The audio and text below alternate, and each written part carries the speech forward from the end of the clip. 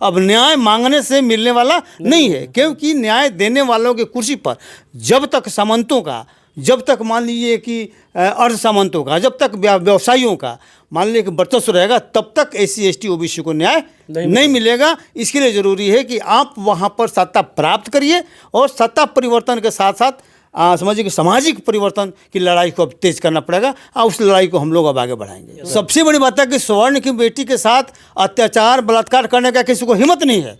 अगर कोई जान जाएगा कि ये स्वर्ण की लड़की है, भूमिहार की लड़की है, राजपूत की लड़की है, तो कोई उसके साथ बलात्कार नहीं करेगा। अगर उसके साथ होता भी है तो गलतफहमी में मालिक होता है, जब गलतफहमी हो तो बाद में मालूम होता है तो पूरा बवाल मच जाता है। इसलिए कि ताकतवर जो लोग हैं ना, उनके खिलाफ किसी को हिम्मत नहीं होती है।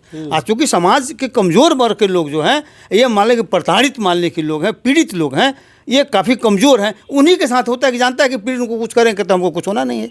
चूँकि मजबूत के साथ कुछ करिएगा तो आप वो भी कुछ करेगा, लेकिन कमज़ोर लोगों के साथ करिएगा तो कमज़ोर लोग को ना सरकार साथ देगी, ना पुलिस प्रशासन साथ देगा, ना कोर्ट देगा। कोर्ट भी जाएगा तो पैसा चाहिए। यूँ तो देश में BJP RSS की सरकार चल रही है, लेकिन इस देश के प्रधानमंत्री हैं नरेंद्र मोदी, कहते हैं कहा है कि दलितों को मत मारो, हमें मार दो। और बिहार के मुख्यमंत्री हैं नीतीश कुमार कहते हैं कहा कि बिहार में सुशासन की सरकार है, यहाँ सब कुछ ठीक ठाक चल रहा है, किसी के ऊपर शोषण अत्याचार नहीं हो रहा है। लेकिन बिहार के पटना की राजधानी है, सोचिए राजधानी, सारे नेता मंत्री विधायक यहीं रहते हैं, और महज पटना से 22 किलोमीटर की दूरी पर नीमा गांव में एक दलित लड़की के साथ वहां के दबंग जाति के लोग यानी भूमिहार समाज के लोगों ने एक दलित जाति की लड़की के साथ रेप कर देते हैं। FIR होता है, लेकिन अभी तक उसकी गिरफ्तारी नहीं हो पाई है। तमाम मुद्दे पर बात करेंगे। हमारे साथ बसपा के पासवान समाज के बड़े नेता हैं हरकेश्वर राम पासवान जी। सर, पटना जिला में ही आता है नीमा में एक दलित लड़की के साथ वहाँ के भूमिहारों ने रेप कर दिया, FIR हो गया, लेकिन अभी तक गिरफ्तारी नहीं हो पाया है। सर देखिए, ये सरकार जो है ना, जी सर, जो नीतीश सरकार है, और नीतीश सरकार में दलितों के साथ इतना ज़्यादा अत्याचार बढ़ा है जिसको आप कह सकते हैं कि ये दलितों का मतलब हत्यारा वाली की सरकार है। अच्छा, आप कह सकते हैं।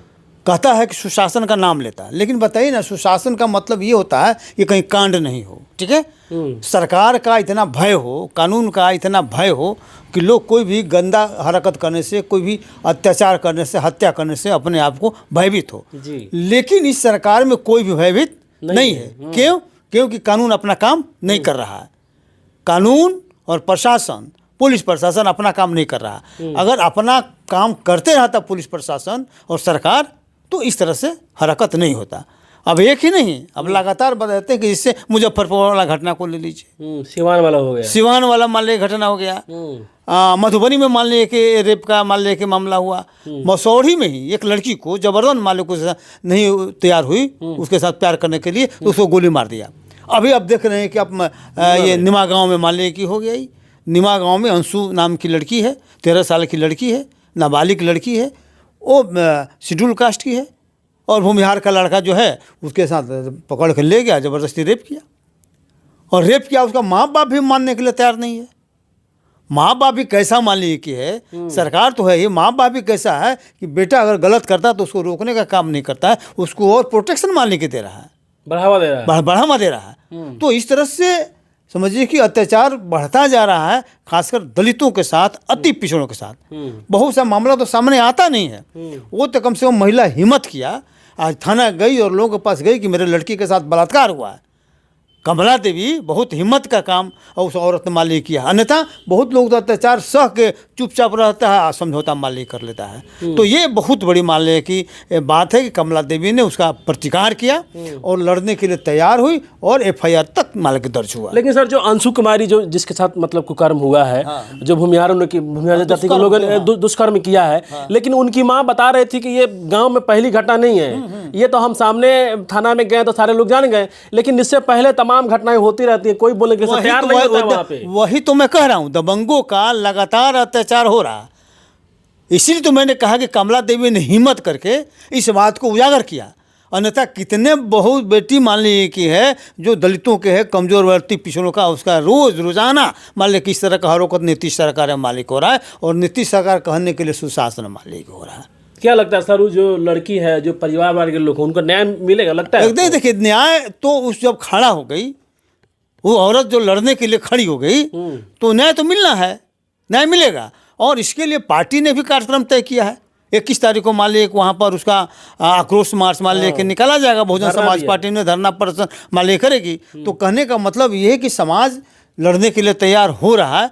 लेकिन अगर मान लीजिए कि वहाँ जिस तरह का दशा है पूरे बिहार में, ये नीतीश कुमार को समझिए कि चुल्लू भर पानी में डूब मरना चाहिए कि तुम दलितों के साथ मान लीजिए इस तरह से अत्याचार को रोक पाने में नाकामयाब मान लीजिए हो। ये मान लीजिए की स्थिति है। लेकिन सर जो रेपिस्ट है अभी तक उसकी गिरफ्तारी नहीं हो पाई है सर। तो गिरफ्तार कैसे होगी? सरकार का समर्थन उसको तो कैसे होगा? सरकार का समर्थन अगर नहीं रहेगा, अगर मान लीजिए कि पुलिस प्रशासन का समर्थन नहीं रहेगा तो कोई आदमी इस तरह से हरकत करेगा ना।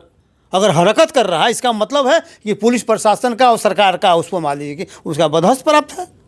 लेकिन अगर बहुत पॉलिटिकल दबाव होगा तो अरेस्ट भी होगा, फिर छूट भी जाएगा। इसलिए कि चूँकि पुलिस प्रशासन में जो तरीका है, जो काम करने का तरीका है, जो मान लीजिए कि उसको चार्जशीट मान लीजिए कि दाखिल होना चाहिए समय पर, जो जिस तरह से पैरवी होना चाहिए, जो लड़ाई संघर्ष में होना चाहिए, कोर्ट में होना चाहिए, वो सरकार नहीं करती है। यही वजह देखिए बड़ा बड़ा कार्नेज करके लोग छूट जा रहा है। बिहार में ही ना हुआ, बड़ा बड़ा कार्नेज करके लोग छूट गया, दोषी मुक्त हो गया। तो बताइए कि वहाँ पर अत्याचार बढ़ेगा कि घटेगा? बढ़ेगा। बढ़ेगा, वही हो रहा है। तो नीतीश कुमार के राज में पूरी तरह से शासन प्रशासन फेल है और इसके चलते मान लीजिए खासकर नीचे क्लास के लोगों को बड़ा प्रॉब्लम है, अति पिछड़ों का और दलितों का तो खासकर। तो सामाजिक परिवर्तन की जरूरत है। अब न्याय मांगने से मिलने वाला नहीं है, क्योंकि न्याय देने वालों की कुर्सी पर जब तक सामंतों का, जब तक मान लीजिए कि अर्ध सामंतों का, जब तक व्यवसायियों का मान लीजिए कि वर्चस्व रहेगा, तब तक SC ST OBC को न्याय नहीं मिलेगा। इसके लिए ज़रूरी है कि आप वहाँ पर सत्ता प्राप्त करिए और सत्ता परिवर्तन के साथ साथ समझिए कि सामाजिक परिवर्तन की लड़ाई को अब तेज करना पड़ेगा और उस लड़ाई को हम लोग अब आगे बढ़ाएंगे। सबसे बड़ी बात है कि स्वर्ण की बेटी के साथ अत्याचार बलात्कार करने का किसी को हिम्मत नहीं है। अगर कोई जान जाएगा कि ये स्वर्ण की लड़की है, भूमिहार की लड़की है, राजपूत की लड़की है, तो कोई उसके साथ बलात्कार नहीं करेगा। अगर उसके साथ होता भी है तो गलतफहमी में मालिक होता है। जब गलतफहमी हो तो बाद में मालूम होता है तो पूरा बवाल मच जाता है। इसलिए कि ताकतवर जो लोग हैं ना, उनके खिलाफ किसी को हिम्मत नहीं होती है। आज चूँकि समाज के कमज़ोर वर्ग के लोग जो हैं, ये मान लें कि प्रताड़ित मान लें कि लोग हैं, पीड़ित लोग हैं, ये काफ़ी कमज़ोर हैं, उन्हीं के साथ होता है कि जानता है कि पीड़ित को कुछ करेंगे तो हमको कुछ होना नहीं है। क्योंकि मजबूत के साथ कुछ करिएगा तो आप वो भी कुछ करेगा, लेकिन कमज़ोर लोगों के साथ करिएगा तो कमज़ोर लोग को ना सरकार साथ देगी, ना पुलिस प्रशासन साथ देगा, ना कोर्ट देगा। कोर्ट भी जाएगा तो पैसा चाहिए, कमज़ोर लोग पैसा से कहाँ लड़ेगा? सही बात। यही मानने की स्थिति है समाज में जो स्थिति है। इसीलिए सामाजिक परिवर्तन की लड़ाई को अब तेज करना पड़ेगा और समाज को तैयार करना पड़ेगा, खासकर SC ST और EBC के लोगों को।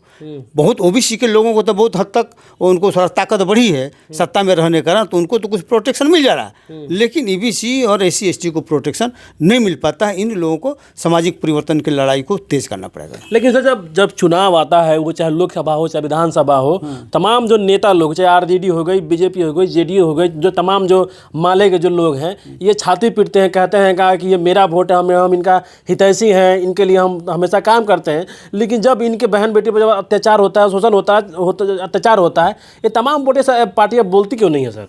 नहीं बोलेगी ना, क्योंकि वो नहीं बोलेगी और इलेक्शन के समय इसलिए बोलती है कि इन्हीं को भटकाना ज़्यादा आसान है। अच्छा। इनके वोट को भटकाना, इनके वोट को छीनना, इनके वोट को लूटना, इनके वोट को डाइवर्ट कराना ज़्यादा आसान है कमज़ोर वर्गों के वोट को। इसीलिए उन्हीं पर अपना दाव लगाती हैं। मजबूत लोग तो उनके दाव में आने वाला है नहीं, वो तो अपना डिसाइडेड है कि हमको कहाँ जाना है।